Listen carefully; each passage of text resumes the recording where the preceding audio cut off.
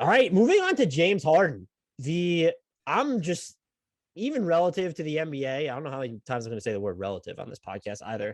And knowing that there's a lot of posturing going on right now, and you and I sort of exchanged conspiracy theories on this before we started recording.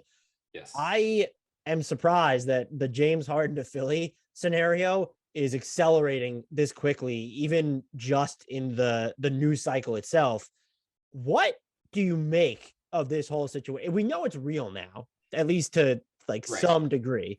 This isn't like, oh, maybe he would consider the offseason. If the Nets are actually thinking about entertaining moving Harden, just what do you just make of this whole situation? How do you expect this to end? Yeah, I mean, did you see the Kings game the other night where like Harden looked very clearly checked out? He's now been out since that game with the hamstring injury. To be You know, fair, Kyrie Irving gets a bunch of nights off. Why can't James yeah, Harden? That's all I'm saying. that's fair. That's fair. And like overall, I wonder how much of that is where the Nets heads at. Is like we think we are, we buy into all of the Harden Sixers smoke over the last couple weeks, months, however long it's been. Like we think we are going to lose him no later than this summer.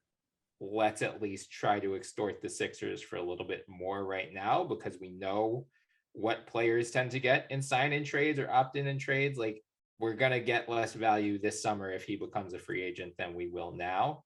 And if we don't think like right now, they are still the title favorites according to betting markets. But if Kyrie does not get vaccinated by April and they only have him for half of the playoffs, And they're playing I just Toronto in the don't. first round. Yeah, yeah. Like I just don't. I'm not saying like the Nets. I have no belief that they could win the title this year, but like I'm not sure that they're going to. So maybe they're willing to take a slight step back to, again, like at least shore up their future beyond this season. I also like they've got $110 million tax bill, and it's maybe this is just gonna be us talking about the luxury tax for an hour and a half, but like it's gross to frame it this way. But again, if the two options are we lose him now or we lose him this summer, the Sixers can offer a couple different frameworks where they could shave the tax bill of the Nets by 40 or 50 million. So like I think that could incentivize them to act now. And then I think this Joe Harris stuff is the wild card. Like his agent just came out and said he might need a second procedure on the ankle. He hasn't played since November. He's saying he's confident that he's going to be back this year, but find me an athlete who's ever been like, oh yeah, no, I'm out. Well, maybe Zion, I guess. Oh man. But like that's what athletes say. But like the Nets will know behind the scenes, do they think Joe Harris is coming back this year? Because if not, you don't have Joe Harris. You have Kyrie for half of the playoffs. Like maybe you would see this as an opportunity to flip Harden for multiple rotation players or multiple starters. And again, there is a framework that the Sixers can offer where they accomplish that goal if you're the Nets, and you also shave 50 million. We had a listener, Nuggets Bulls fan, propose Ben Simmons, Danny Green, Phillies 2022 first, and a 2023 second coming from Atlanta, Brooklyn's own, or Charlotte, for Ben Simmons. That being the for James Harden, excuse me, that being the framework. Is that like what we're thinking about? Like, what is the stuff that, and I know you wrote about this, what is the extra stuff that Philly has to include in this deal? Yeah, so I think the Nets, first of all, are going to ask for Tyrese Maxey, and I think the Sixers are going to say no. So like I think that's where the conversations begin, and then I think the Sixers are like, all right, we're not doing that, but we have a couple other things we can offer you. Danny Green is one of them. Seth Curry is one of them. I don't think they would include Matisse Thybulle. Like I think overall, if the Nets asking price gets out of hand, the Sixers are just going to be like, all right, we'll see you in July. Like we're going to offer you less in July than we are right now. So you can take what we offer now, but you're not going to get this entire package in July. So like I think the framework that I landed on that I think is probably most agreeable for both teams, and you can throw picks in here if you need to as well. It's James Harden, Joe Harris, and Paul Millsap for Ben Simmons, Danny Green, and Seth Curry. Saves again about I think it's close to 55 million in tax for the Nets. And if Joe Harris is not coming back this year, And Paul Millsap's been out of the rotation for more than a month now, and they've already said they're going to try to find him a new home. You're effectively swapping James Harden, who at his ceiling is a superstar, for Ben Simmons, who is a 3-time All-Star, and then Danny Green and Seth Curry, both of whom are starter level rotation players. They'll at least give you more depth. Like a 5-man lineup of Curry, Danny Green, Ben Simmons, Kyrie, and Kevin Durant sounds kind of awesome offensively, at least. So I think that's probably the framework that makes the most sense. That's probably the most realistic for the listener idea.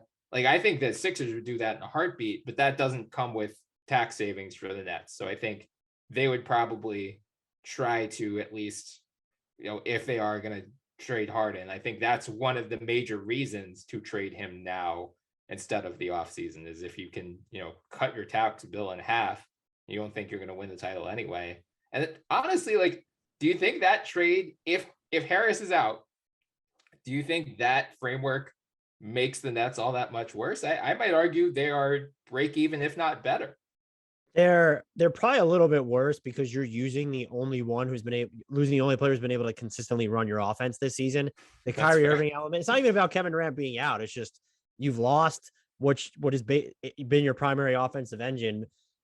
Getting Seth Curry in that deal is just a bona fide win because he is the quintessential all playoff superstars, make it work, but I can put the ball on the floor a little bit. And then Danny Green, I still stand by it. I know people think Danny Green is washed. That dude still just makes winning plays throughout almost every game that he's in. So that wouldn't be, if you're the Nets, I think you would probably, or I would probably rather recoup some draft equity here so that could we make other moves more enticing. But if you're also the Sixers, and I'm not trying to be ironic here, where I know the Sixers have their own disgruntled star, so they can't be like, oh, James Harden's disgruntled, we're not going to give you as much from as we would. But you get to the point where I don't want to say how much worse are the Sixers, but like now you lose Seth Curry, who's been your second best player this season, maybe third, depending on how you feel about Maxey. And you're bringing in Harris, who's probably not going to help you this season, just the way things are shaping up. And you're losing Danny Green, who's at least playing for you and is a much better shooter than Matisse Thybulle is at this point. You either have to have other moves lined up or hope that you're going to win the buyout market. I would do it because it's James Harden, but that sort of leads into my next question. Like, are you at all concerned about what we've seen from James Harden this season and then just the prospect of giving him that next deal? Yeah. I think yes to both, but I think it's a gamble you have to make. This is just like, these are the types of home run swings that typically decide whether you win a title or not. Like, the Bucks overpaid wildly for Drew Holiday, but that turned out to be a wise decision because they won the title. The Suns, like when the Suns acquired Chris Paul, a lot of people shat on them for it, but then look where they made the finals last year. They are the best team in the NBA in terms of record right now. The Bulls, when they acquired DeMar DeRozan, everyone thought they overpaid for him, both in terms of value, like contract value, and what they gave up. But that has paid off for them. So I think and then the other hand is the Lakers for Russell Westbrook, where it has just gone so horrifically wrong. So, given the concerns about Harden's age, some of this signs of decline that we've seen from him this year, just his past relationship with other stars in particular, like he has clashed with basically every star teammate he's ever had after a couple of years, with KD being the one possible exception to that rule. So it's fair to wonder how he and Joel would get on together. I would think from Joel's perspective, just getting the Ben Simmons cloud removed from that franchise, like, I don't think Joel Embiid cares if he has a co-star, if he's the 1A to Harden's 1 or whatever. And I don't think he would be. I think, Sixers fans love Joel Embiid more than anyone since Allen Iverson. Like, no matter how good James Harden is in Philly, he'll never supplant Joel Embiid in that regard.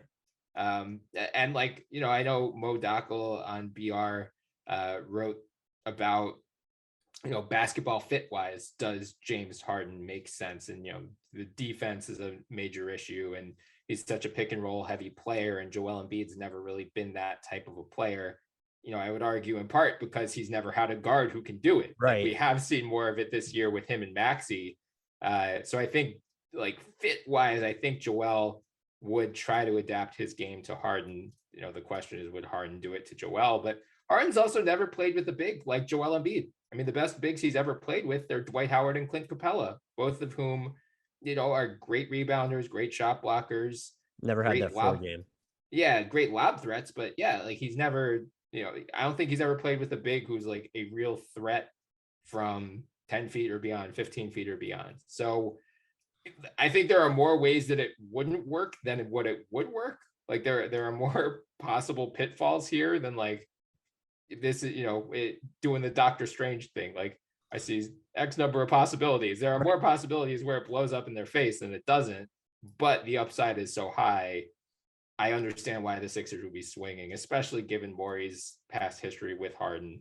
And, again, it comes down to how much more do the Nets want beyond Ben Simmons. Like, I think they do draw the line at Tyrese Maxey. And look, if you wind up doing the Harris scenario because you're trying to save the Nets like 50 plus million in luxury tax, he becomes a really like great fit and important player if he's healthy. Again, probably not this season, but that's like, yeah, his salary's inflated, but you're gonna have to pay Seth Curry after next year anyway, right. And he's probably getting Joe Harris money at least. So that would be interesting. I didn't even factor in that they could save them so much luxury tax, and so that would be a benefit of. Fans should not think like this. They should be aware of it, but they don't need to think like this. But that is going to be a factor for teams at the top if you're losing James Harden. I do wonder, though, if they might think just Brooklyn holding out hope. And this is the final thing I'll say on it, that they'll have all their 3 stars available for most of the playoffs and that this would still give them a best chance at the one-off title. And then they could disband it after this season. I think if James Harden is really that hot for Philly, I would still just do it now because the way this season is shaping up, you can't guarantee you're going to have all 3 of these guys available. And just the East is not going to be, an easy walkthrough for them just between Milwaukee being there. Miami looks tough. Toronto is frisky. That's just not a team that I would want to play in the playoffs at all. So if James Harden is really just unhappy, I'd trade him now because I don't think knowing what Morey's done just with Ben Simmons and Ben Simmons wants out, he's not going to be a pleasure to negotiate with if James Harden has the threat of like entering free agency in his quiver. So I'm with you there. The one stat I wanted to throw at you, I'm getting, this is preemptive because I've seen some of Nets Twitter reaction to James Harden, and I could see this going with have fun losing in Philly, like with Joel Glass Embiid, native Glass Embiid. Over the past 3 seasons, Joel Embiid has played in 142 regular season games. Over the past 3 seasons, Kyrie and KD combined have played in 156 games. There will come a point this season probably where Joel Embiid has played in more games over the past 3 regular seasons than Kyrie and KD combined. So anyone who's worried about Harden tethering his prime to Embiid's health, I get it. Things aren't that much safer in Brooklyn for him. Yeah, and like again, if they don't have to give up Maxey, he's not at the level of KD or Kyrie, obviously, but he is more very promising. That's for sure. Yeah, that's true. But he's like a very promising young player. Tobias Harris is overpaid, but could be a good number 3 or number 4 option depending on whether Joel or Maxey are healthy. Like I think if they could keep, if they do this Danny Green, Seth Curry framework, I agree with you. This year, even if Joe Harris isn't coming back, they're not winning the title. But Joe Harris is signed for a couple more seasons. Like that core would have realistically like a 2.5-year window in which they would have a real chance with that group. And I don't know. I think I would probably do that specific framework, even if it means punting on this year, because like you could still roll out Maxey, Harden, Thibault, Tobias, and Joel. You still got George and Yang, Andre Drummond off the bench if you get a buyout guy, or if just like you just need one of Shake Milton or Furkan Korkmaz to be playable. And that's an 8-man rotation. And honestly, like restricting Doc Rivers' number of options so he doesn't do these horrific all-bench lineups might be another benefit to this deal. We did have a question from listener Steven. If, let's say the Sixers don't move Ben Simmons, Mhm. Are there any other trade targets you could see him going after? Are there any other aims? And as he know, it's like they're a not insignificant but not very large amount over the tax Yeah. right now. And so you wonder, like, could that be a focus? So have you given any thought to, like, in a world where Ben Simmons is still on the Sixers and James Harden is not after February 10th, have the Sixers done anything at that point? Yeah, I actually wrote a piece at Forbes about this earlier this week, and until this Harden stuff broke, I think I got a lot of Sixers fans in like full nihilist mode. As soon as they read that, they're like, "Oh, god damn it, we're gonna like salary dump Danny Green to the Dallas Mavericks for like a future second round pick or something like that." So yeah, they are. So Spotrac has them at 6.3 million above the tax line right now. If George Hill doesn't get waived or something, like as long as he finishes the year on his contract, they're going to get a $1.2 million set off on that. So they have to dump 6.3 to be safe, but realistically, they're only going to be about 5.1 above the tax line. So yeah, I could absolutely see that again. Like we just saw it with Portland, or we're probably going to see it with Boston with Dennis Schroeder. Like teams that are this close to getting under, I think it does make some modicum of sense, especially if you don't think you're an actual title contender this year. So if they could send Danny Green to, Dallas has a trade exception that he would fit into. Um, I think Boston does as well, but I would really hope they're not going to just salary New dump. Orleans should want Danny Green if it's just going to go into a trade exception. Yeah. Yeah, and like if you, I mean, again, it sends a terrible message to Joel Embiid. That will send the message you are wasting a year of his prime if you're just Yeah. salary dumping Danny Green for, a future draft pick or something like that. Um, the other alternative would be moving Furkan and one of the other young guys, presumably Paul Reed, because he's the only one really out of the rotation. But I would think a Danny Green, like either trim or just outright salary dump would be potentially on the table between now and Thursday. But it's complicated too, because if they don't get Harden by the deadline and he does not do the opt-in and trade, which is by far his smartest route to get out of Brooklyn this summer, he becomes a free agent. They would have to get him either by a free agent signing or a sign and trade, which if they go sign and trade, they have to stay under the hard cap. And Danny Green waiving his fully non-guaranteed $10 million salary is really important for them to stay under the hard cap. So if they do either try to just dump Danny Green outright or trade him somewhere else, they almost have to do it for an expiring, given like that they aren't sure they're going to be able to convince Harden to do the opt-in and trade. They might have to do a sign and trade and worry about being hard cap next year. Do you think Shake Milton is enough of a sweetener to get off Furkan Korkmaz's 2-year deal? I would think so. Would you But do man, that, or would you prefer the Danny no. Green route? You wouldn't. Yeah, I would go to Dan because they just don't have they would have no ball handlers other than Seth and Maxi at that point. Because like Ben Simmons is not playing basketball for the Philadelphia 76ers ever again. So like they are holding out hope that he would come back after the trade deadline if they don't trade him. There's no way. He and his camp have sent that message very clearly. I was actually thinking about this the other day. Like, at this point, everything just comes down to his arbitration hearing after the season, like whether he can win his money back. Like, I would think him coming back after the deadline would only weaken his argument of there is something mentally preventing me from playing for this team. Like if it was just this was a trade request and I didn't get traded, so now I can come back. It's like, all right, well, I hope you enjoyed flushing $20 million down the toilet, but if he Right. waits the entire season, maybe he can actually recoup some of that money. I don't know. I mean, I think he's probably going to lose it all anyway. But yeah, like I would not, Furkan has been like their ball handler in a pinch at times, in part Starting off because the of, season so well. I know. Yeah, he's just shooting so poorly. And I think like him and Tobias are both overextended in their current roles because of Ben Simmons' absence. I would hope the ongoing emergence of Maxi will help put them back in roles that fit them better. But like, yeah, I think the one thing that I got into on Forbes, if they do think they're going to get Harden, they paid the tax last year. If they pay the tax this year, they have one more year in the next two. And if they pay the tax in either one of those years, they're subject to the repeater tax moving forward. again, fans shouldn't care about any of this stuff, but front offices and team owners do. So you just have to like raise awareness about it with the full recognition of if a team does a naked salary dump like the Blazers just did, you will annihilate them for it.